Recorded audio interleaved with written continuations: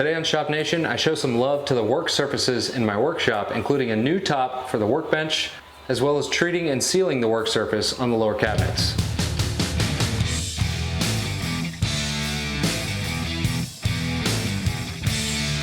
What's up you guys, I'm Travis with Shop Nation. Today we're going to be addressing work surfaces, specifically on my workbench as well as on the lower cabinets as part of the ultimate cabinet build. Now you can see on the workbench itself, the top is actually just a single sheet of 3/4 inch plywood. And it's been this way for about 2.5 years and has honestly worked really well. You can see that it's beat up a little bit. It's got some scratches and dings as well as dried paint and glue, but overall it still works exactly as intended. So what's my reason for changing what's already working so well? Well, the biggest reason is the integration of TTrack. So yes, I could route some grooves into this 3/4 inch plywood and put my TTrack and be good to go. However, because the plywood is only 3/4 of an inch thick, by the time I route in these grooves, I'd have a pretty weak surface on which I tend to put very heavy stuff. So my solution, which is exactly the same as the work surface we did on the ultimate cabinet build, is to use a thin plywood lamination with MDF. Now I'm using 3/4 inch MDF and about a 1/4 inch plywood. The 1/4 inch plywood is going to provide a lot of stability, especially in the areas that I'm routing out grooves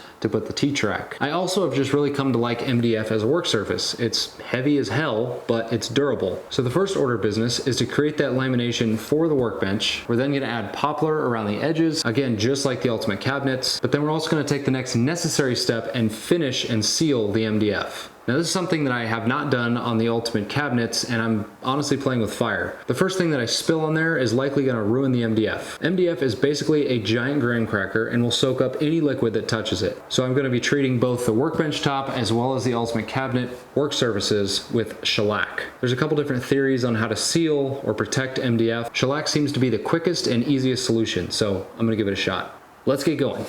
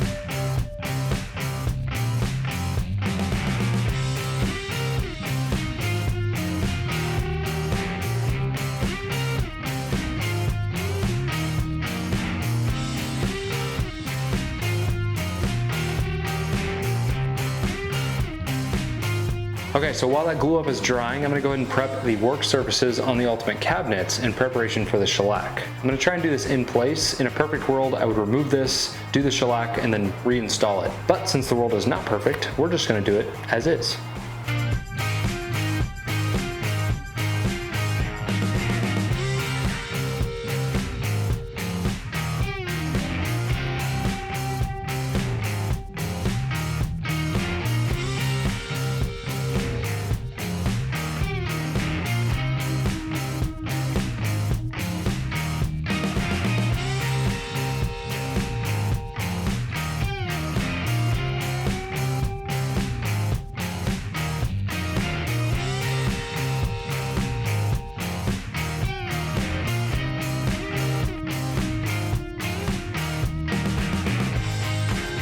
Anyone else think shellac smells like rum?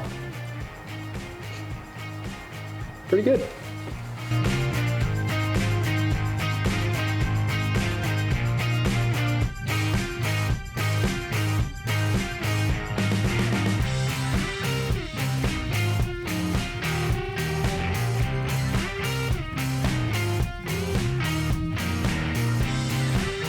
So with that first coat of shellac drying on the cabinets, let's hop back over to the workbench. Now I don't know how I've never noticed this, but MDF is actually bigger than a 4-foot by 8-foot sheet of plywood. So for this reason, I'm going to trim up everything now that the lamination is finished drying, which also doubles as a step to get the edges exactly even. To do this, I'm going to start by removing some of those screws that were temporarily holding it down as clamps, and then using a straight edge, make those cuts. Now with the workbench top cut to the final size, we can remove all of the screws that were temporarily holding the lamination together. Once we're done with that, I can pull off the old workbench top, put on the new one in preparation for the edge strips. But in the meantime, the shellac on the lower cabinet work surfaces is actually already dry, so I'm going to go ahead and add another coat.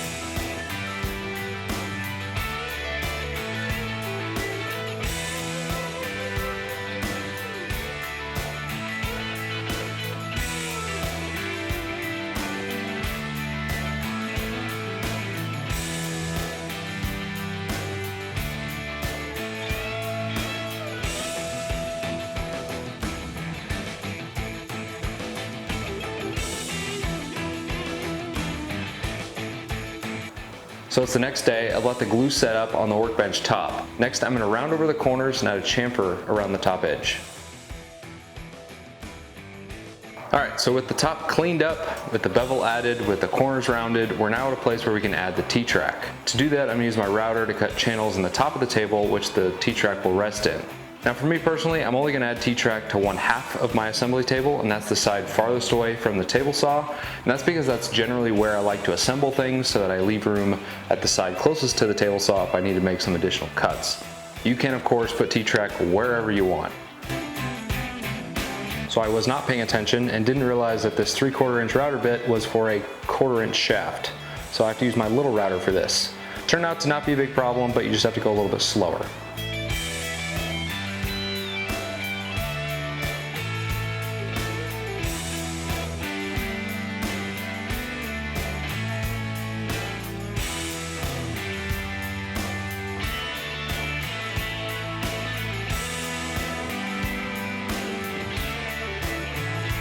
With the channels cut on the workbench, we can now add the lacquer. Now I'm going to do 2 coats, and what I found is that sanding very lightly between coats actually makes the appearance much better.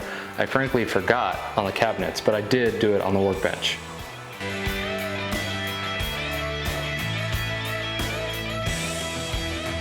Now, obviously TTrack is aluminum, but you can cut this very carefully on a regular wood chop saw. There are blades that are specifically designed for this, but I found that a regular blade works okay. Just make sure you use eye protection and ear protection. It's loud and those things fly.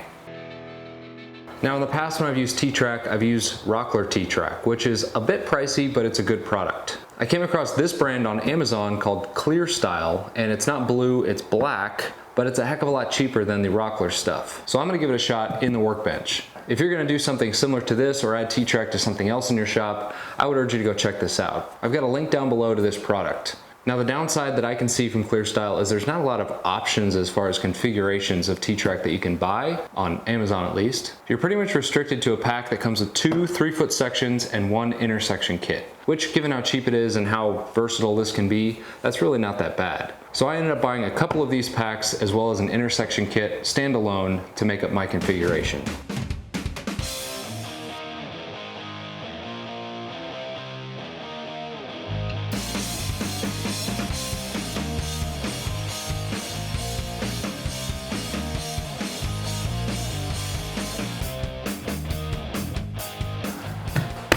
All right, so what do you think? Personally, I could not be more thrilled with how this turned out. This project really accomplished two things for me. One, it gave me some more clamping ability on this side of the table, which is where I put together most of my projects anyways. So now holding stuff to sand and even creating simple jigs will be much easier with this TTrack embedded in the table. And the second thing is that I got a good finish on this table that's going to protect it for hopefully years to come. Now, in all the research that I did on the shellac finish, it's pretty impervious to things like glues and finishes. Sure, I might get some paint overspray and stuff like that, but overall it should hold up really well. I also really like the poplar sort of edge banding around the outside. It gives a nice look and will protect those edges in the future. So if you are currently building or planning to build or maybe just finished building the ultimate workbench, there's a bunch of you out there that are building it and you want to include a top like this into it, you certainly can. If I had to go back and build the original workbench, I probably would do this in the first place. There's just so much versatility with TTrack using accessories like these clamps, these little stops, things like that. Anything that I'm using or showing here, I'll link in the description below if you're interested. I would highly urge you to go check those out. I would love to know what you think about this upgrade. I know MDF as a work surface is sort of a polarizing subject. It would be interesting to hear what your thoughts are either for or against it. Also, if there's another finish on MDF that you would recommend, let me know in the comments. Hopefully this goes without saying, but I really do appreciate each and every one of you for watching. If you enjoyed the video, go ahead and hit the like button. If you'd like to see more content, usually a little bit more exciting than this, go ahead and hit subscribe. Real quick subscriber update for the channel. As of shooting this video today, we're at 72,145 subscribers. Super awesome. Let's keep the momentum going. All right, that's gonna do it for this one. I'll catch you guys on the next project. And as always, continue to pursue shop greatness.